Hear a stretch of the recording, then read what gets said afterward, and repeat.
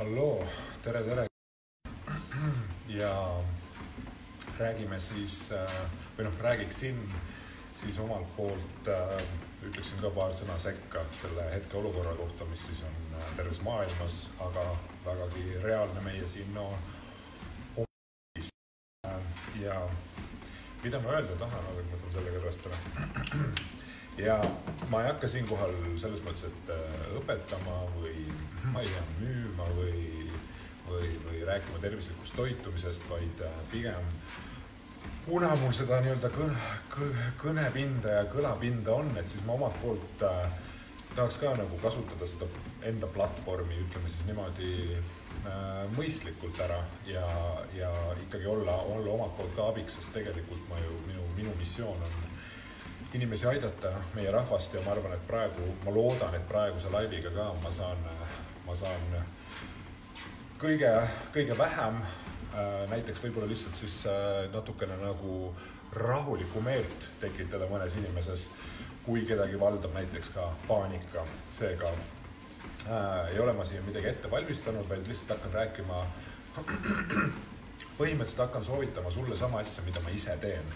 Sellepärast, et siinkohal on eksperdid, need, kes räägivad õiget juttu, oma sõna öelnud ja kuna mina olen oma valdkonna ekspert ja paljud inimesed kuulavad mind ja on sealt väga palju abi saanud, olgu siis kaalulangetus, tervislik toitumine, tervisenäitajate parandamine, siis siinkohal mina ei ole absoluutselt mitte mingisugune viiruse, haiguste ega kogu sellega seonduva ekspert. Küll aga need inimesed on olemas ja need inimesed on oma sõna öelnud, oma soovitused andnud.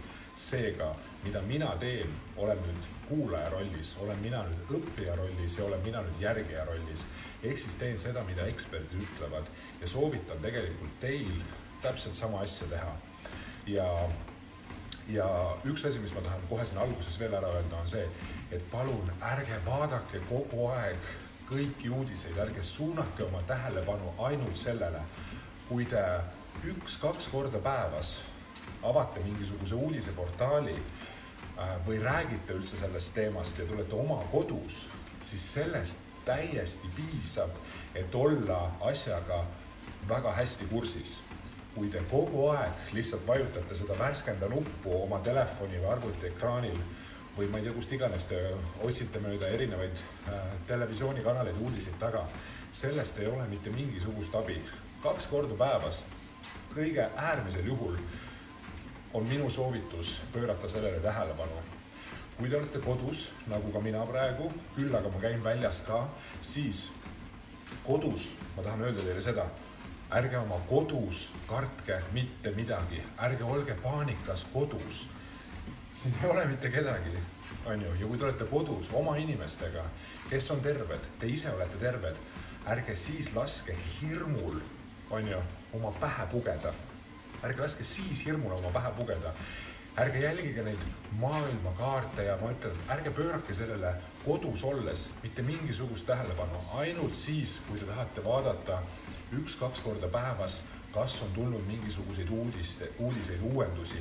Aga seda öeldes, ma tahan teile öelda seda ka, et kui tuleb näiteks, ma ei tea, te mõtlete, okei, ma täna rohkem ei vaata seda, ma hakkan mingeid asju siin kodus tegema näiteks, siis te teete näiteks esmaspäeva hommikul, homme hommikul, näiteks teete siis mingisuguse uudiseportaali lahti ja oletame, et seal on mingi jõhker uudis, et järsku avastati kuskilt mingi 500 nakatunut veel Eestis on ju. Ärge siis minge ka paanikasse, minge, sest te olete jätkuvalt kodus. Mida sa oma kodus kardad? See viirus ei tule läbi seinte, läbi uste, ta ei kleepu mulle siia kuhugile majas siin külge on ju. Mul ei ole vaja mitte midagi karta, keegi tuleb mulle siia näkku köhima, mul ei ole mitte mingit põhjust kodus karta seda olukorda on ju.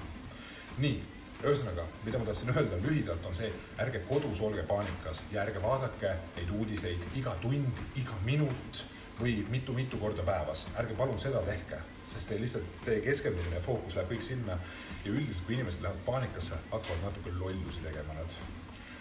Nüüd, kui te lähete oma kodustest välja, soovitused selleks puhuks on tegelikult ülimalt lihtsad, mida on meil õpetatud lapsest saati. Kui te köhite või te näete kedagi, kui te ise köhite, aevastate mida iganes, pange siis nii-öelda katke ära, on ju, oma nägu.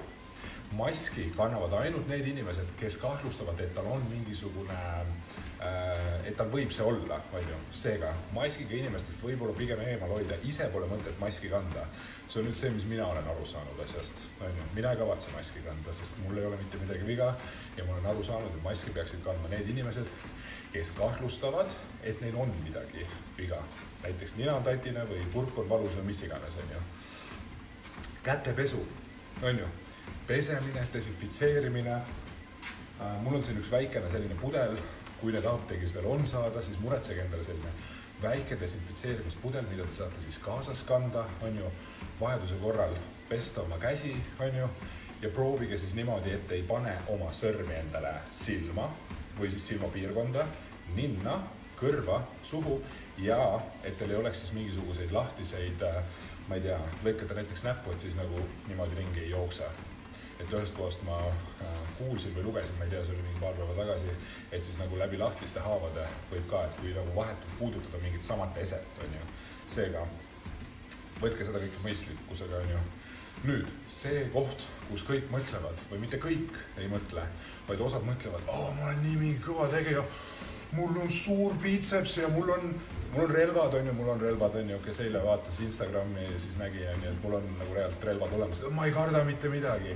Vaadake, siin kohal, kui sa arvad, et sa oled mingisugune kõva tegija ja sa oledki ülikõva, oskad näiteks, ma ei tea, karateed või boksid hästi või maadled hästi või sul on 10 püstolit või püssi kodus, sul ei ole nendega mitte midagi teha, sellepärast, et seda viirust sa ei näe.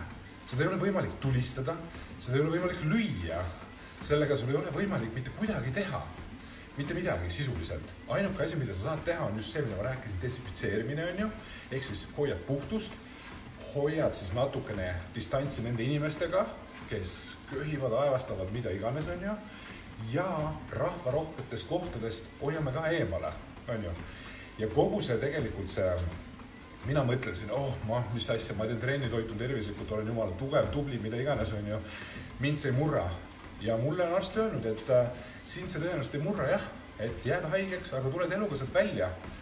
Nüüd, mida ma tahan öelda, on see, et tegelikult selle leviku pidurdamise nagu mõte on kõige rohkem see, et minusugused, ütleme siis, et sinusugused, kus oled ka terve inimene ja suure tõenäosusega elad selle üle, siis selle leviku mõte on see, et me ei levitaks seda inimestele edasi, kes ei pruugi seda üle elada. See on selle asja point tegelikult, on ju. Ja kuskil ei ole mingisugust garantiid, et ka mina selle tegelikult üle elan. See on lihtsalt suur tõenäosus, et ma elan selle üle. Ehk siis järgigem ka seda reeglit, et ei lähe rahvarohketesse kohtadesse, on ju. Ja ma tunnen, et ma pean ühe korra veel ütlema seda, et palun ärge kogu aeg tšekkige uudisteportaale, rääkige teiste inimestega sellest, mis toimub. Ärge tormake paanikas midagi poodi ostma, kui teil tegelikult midagi nagu selles mõttes vaja ei ole, on ju. Pole mõtet minna poodi mingi väga paljusid asju, ma ei tea, ostma, kui sul otseselt neid asju vaja ei ole, on ju. Seega saab nagu seda kõike tegelikult rahulikult ka võtta. Ja see asi on halb, ta ei ole hea, on ju. See viirus, kui ka ütleme selle viiruse levik, kui ka selle viiruse iseloom, need on halvad, aga ei ole mõtet täiesti paanikasse minna selles suhtes, on ju. Et täielik paanika tuleb siis, kui on täielik paanika käes, aga hetkeseisuga kõik korrutavad. Desinfitseerige, hoiduge rahvarohketest kohtadest, olge rahulikud, on ju, ärge tehke lollusi, pole vaja kõiki asju nii hullult varuda, kaup ei saa otsa, see ei ole mingisugune zombi apokalüps, et me varsti oleme siin täiesti kõik on pahupidi, seda asja selles mõttes ei juhtu, on ju. Et ühesõnaga, võtke rahulikult. Ja nüüd, rääkides sellest, et kui te ei pea minema tööle, kui te ei pea minema kooli, kui te ei saa minna nendesse kohtadesse, kuhu te tahate minna. No ma ei tea, võib-olla mõni tahab töökohal ja koolis ka käia, on ju, mis on okei, siis kui te oma aega nüüd sisustama hakkate, siis sisustage oma aega mingi asjaga, mingisuguse mõistliku tegevusega. Näiteks mina koristasin oma korteri ära. Ma tegin korteri korda. Sina ka. Tee midagi mõistlikku. Ja ma tunnen, ma pean siinkohal veel ütlema, ärge lugege kogu aeg uudiseid, sest tegelikult uudisportaalide number 1 eesmärk on võimalikult palju lugemisi saada. Ja selleks pannakse igasuguseid pealkirjasid, igasuguseid asju võetakse igalt poolt, et siis neid klikke tuleks hästi palju. Seega ärge palun pöörake sinna nii palju tähelepanu.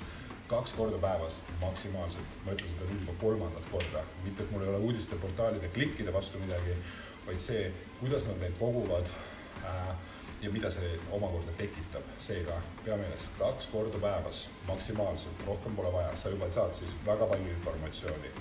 Ja vaata ainult siis seda pealkirja, kus on nii-öelda ametivõimude poolt siis midagi kinnitatud. See, kui on mingi suvaline koroonaviirus tappis mingi bla, on ju mingi, ma ei tea, mis iganes perekonna.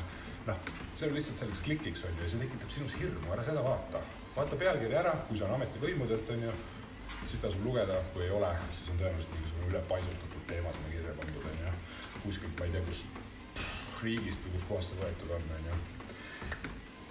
Ja tulles nüüd tagasi selle juurde, et kui te olete siis kodus, on ju, või siis mitte rahvarohkes kohas, siis kasutage seda aega mõistlikult. Mis tähendab seda, et tehke kasulikke tegevusi. Ärge tehke mingisugust jama, on ju. Ja kui te lähete poodi ostma igasuguseid toiduaineid, siis proovige valida tervislikud toiduained ka sinna hulka. Pool võiks vähemalt, ostate makarone, aga võtta sinna midagigi värsked kõrvale. See ei pea olema mingisugune konserv, kui sul on värsked juurviljad ja puuviljad, liha ja sellised asjad ka seal kuskil veel letil, kui on olemas, ma ei tea, ma ise pole poest praegu veel käinud, mul kodus toitu jagub. Aga kui mu toit saab otsa, muidugi ma lähen poodi, aga jätkuvalt ma lähen ja ostan sealt tervislikud toiduained endale, sellepärast et ebatervislik toit, mida see siis teeb? Halvendab enesetunnet, sõna otseses mõttes, nõrgendab immuunsüsteemi, seega praegusel hetkel olla ebatervislikkuse lainel, ma ei tea, tarbida alkoholi, süüa ebatervislikke toite, istuda paigal on ju, mitte liigutada ennast, see kõik nõrgestab sinu immuunsüsteemi, mis tähendab seda, et sa oled vastuvõtlikum sellele number 1 ja number 2, kui sa ka sellest saad, siis on sinu organismil sellega raskem kindlasti toime tulla. Nii et siinkohal palun kandke jätkuvalt hoolt oma ihu eest, on ju, ja nii-öelda oma hinge eest samamoodi, oma meelte eest, ehk siis tehke neid asju sellel ajal praegu, mida te ei ole saanud teha siis, kui te peaksite mida te ei saaks teha siis, kui te näiteks tööl oleksite. Ma olen palju kuulnud, kuidas inimesed ütlevad, et oi, ma tahaks ka raamatuid lugeda, aga mul ei ole aega. No ja siis nad vaatavad seriaali. Või nad on tööl, on ju, aga praegu, kui sa tööl ei ole, ära vaata seriaali, ära loe uudiseid kogu aeg. Loe mõnda raamatut, miks mitte? Raamat, mida sa oled ammu juba tahtnud lugeda, on ju. Vaata minu videosid, mine loe mu blogi. Ma ei oska öelda, tee midagi kasulikku selles mõttes, mis annab sulle nii-öelda pigem juurde, kui võtab ära, raiskab su aega ja teeb su meelt mustemaks.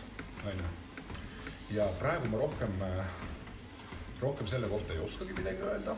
Need on need asjad, mis ma tahtsin teile öelda, need on need asjad, mida ma ise teen, ehk siis kasutame aega mõistlikult, ei paanitse, ei loe kogu aeg uudiseid, ei pööra sellele nii palju tähelepanu, võib-olla ei tasu selle üle väga nalja ka visata, ehk siis kergekäeliselt sellesse suhtuda, pigem suhtuda ikkagi sellesse tõsiselt, aga mitte paanika ja hirmuga. Nii et proovige neid samu asju teha ja veel kord meeldetuletuseks. Ärge siis minge rahvarohketesse kohtadesse, kujutades ette, et te olete kõvad tegijad, on ju. Te ei karda midagi juhtu, te pole vana, teie haigeks, võib-olla te annate selle kellegi vanaemale, kas see on siis parem või? Nemad ei ole nii tugevad, nii noored, nii võimsad nagu sina. Seega lihtsalt teeme omalt poolt siis seda asja, mis on praegu õige. Nagu ma ütlesin, mina oma valdkonna eksperdina jagan nõuandeid inimestele, mis töötavad mis väga paljusid aitavad. Ja nüüd, kui need samad mitte need samad, vaid teise valdkonna eksperdid jagavad nõu, mis minu arust on väga mõistlik, siis mina järgin ka seda ja järgi sina ka seda nõuannet. Ja ära spaanitse ja tee midagi mõistlikku ja kasulikku, desinfitseeri, pese käsi, hoidu rahvarohketest kohtadest, ära väga palju uudistele tähelepanu pööra ja varsti see asi on möödas. Mina lähen nüüd oma kõndimisega natuke tempokamaks ja siis ma vaatan enne, kas küsimusi on tulnud. Äkki keegi midagi tahtis öelda ka. Ei ole. Igal juhul sain öeldud kõik, mis mul öelda oli ja ma loodan, et sellest oli abi kellegile ja ma siiralt loodan, et te järgite ka seda isegi kõvad tegijad suurte musklitega.